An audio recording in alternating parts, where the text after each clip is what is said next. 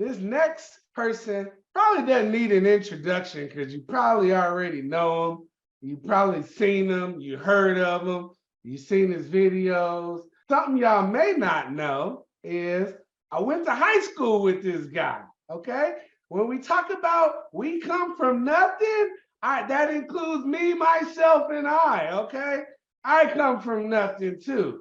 He would come get there after work, after waking up 3, 4 o'clock in the morning, driving an hour, working 15 hours a day. Then he come to Colaberry and he shut down Colaberry at night, okay, because he was the last person there.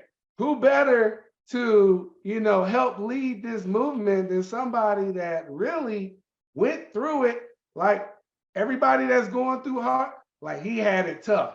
Okay. And now he's an instructor, he's a mentor, he runs the Power BI program, and he comes to my house regularly because we cool like that, right? So yeah, Nate. Yeah, man. So Yeah, man. tell us what you do now, Nate. I mean, you've been in the field. How long has it been since you've been in the field? What do you do now besides all of the roles you play at Colaberry? I am about 8 years removed from Colaberry. I came out at 2015.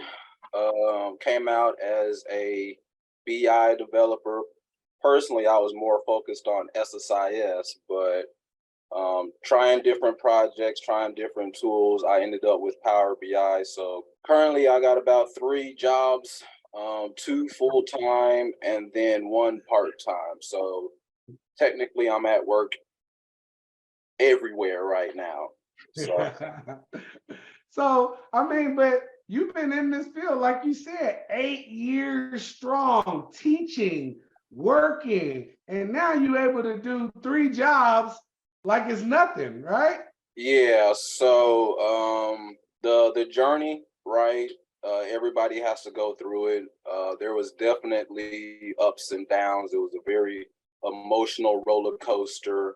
Like Ali was saying before, my background was not IT. A lot of my stuff was Walmart department manager, Walmart night stalker, working at Dr. Pepper as a warehouse machine operator. Dr. Pepper got them hours you don't want no more. They got that overtime. They got that overtime like, nah, I just want to go home, right? So now I don't do any traveling. I work at the house 24/7. Now I just go to the grocery store just to get out of the house. You know what I'm saying? So And you were traveling out to New York, right? yeah. So when I first started Power BI, I was coming from a previous position. Power BI had just come out, and they were like, "Hey, Joseph. Um, by the way, if you work with me, you call me Joseph. If you know me, you call me Nate. That's a whole nother story." But they were like, "Hey, Joseph, we got Power BI. We want you to go play with it." So I had a chance to kind of play with Power BI early on. Never put anything to production. So that contract ended. I actually had 2 months worth of experience with Power BI. Pretty much touched up my resume, and then I got a position in New York. So for 3 years, I was traveling back and forth from Texas to New York, and that was every other month. So every other month, I had to go to New York, be on site for a week. And even that, when I show up, it's like Joseph here. So even when I pull up, I'm not doing a lot of work. It's a whole bunch of meetings, a whole bunch of talking, saying hi to people. But yeah, that was a really good time traveling back and forth to New York. But currently, I'm just at the house. Both of them, well, one job is in Irving, Texas, and the other one is in Tempe, Arizona. But everything is remote now, so yeah, it's pretty good now. Hey, funny story though. Like I remember when you got placed and he called me, he was like, Ali, what is Microsoft Outlook? Look, for y'all that don't know, look, man, y'all worried about technical questions. Y'all worried about things happening in the office. For me personally, I've never worked in the office before.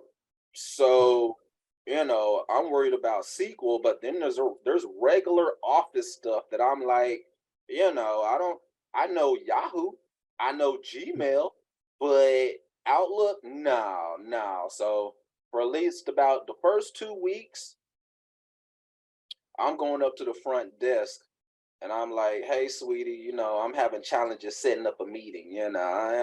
There's challenges setting up. Do you mind setting up a meeting for me?" She's like, "Yeah." So, the first 2 weeks, I'm not even setting up meetings because I don't even know how to operate Outlook.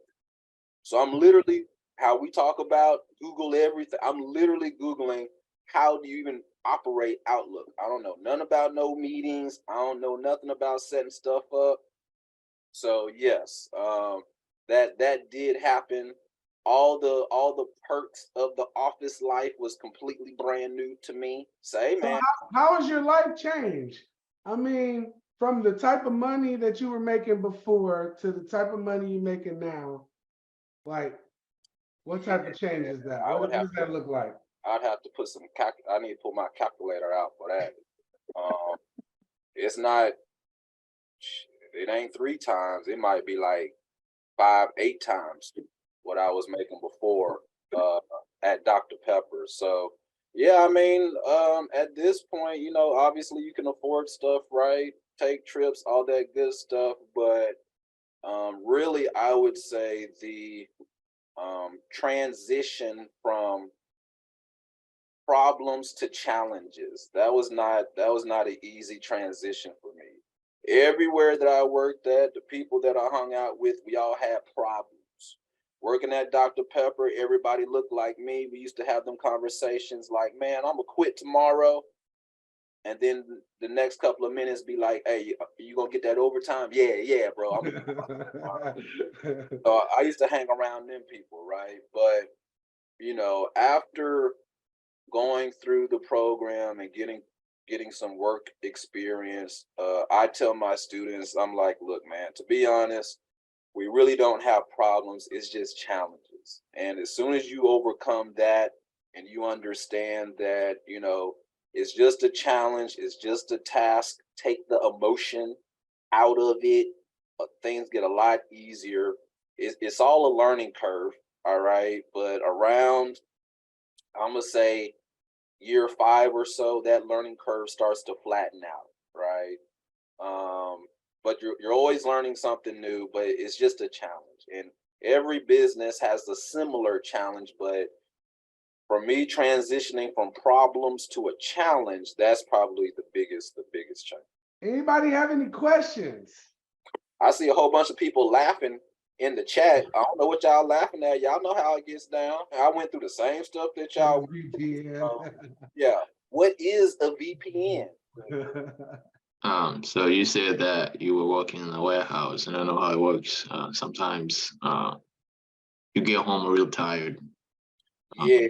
How did you do to get the work down after work and stuff? So personally, I did not see my family on Wednesdays and Sundays, like at all. Like I got 2 boys. They're older now, young men, but that was a conversation. You're just not going to see me. So when I was getting up early, obviously they're asleep. When they're going to sleep, I'm already up. So I technically did not see my family on Wednesdays and Sundays. Sundays, or matter of fact, Saturdays and Sundays, I took that as a work day. So I would treat those labs in Colaberry, whatever it was, I would treat that as a work day. I would literally get up around 4 o'clock in the morning, eat some breakfast, and then do the lab.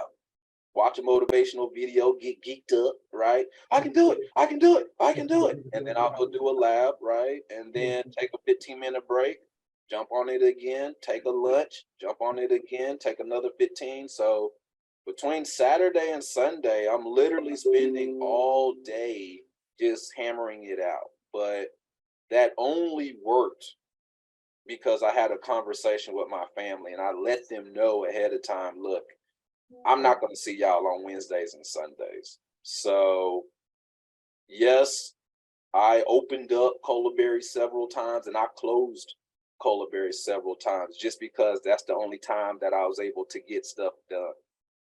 My work hours was 5 to 5, and that's not counting the time it takes just to get out there.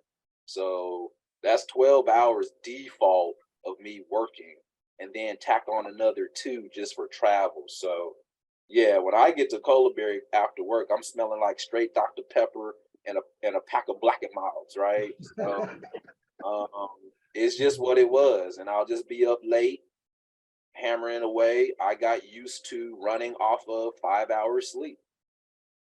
That's pretty much average now, is me running around off of 5 hours sleep. But you're only going to get that either before or after. That time for you to get some work in is going to happen early in the morning or late at night, especially if you have a family, especially if you have a full-time job. So there's no, oh, I'm on lunch, let me hammer out 30 minutes. That's not going to work. You know, it takes an hour just to warm up and figure out what the hell you're doing. So normally, a lot of that work happened when everybody was asleep, early in the morning or late at night, running off of monsters and energy drinks, just pushing through.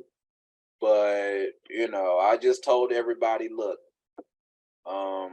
I rather miss the Cowboy games this year so we can be at the Cowboy game next year, right? So I just took it at that. I just charged it to the game, let everybody know what was going on, and running off of 5 hours sleep, whatever it takes at this point.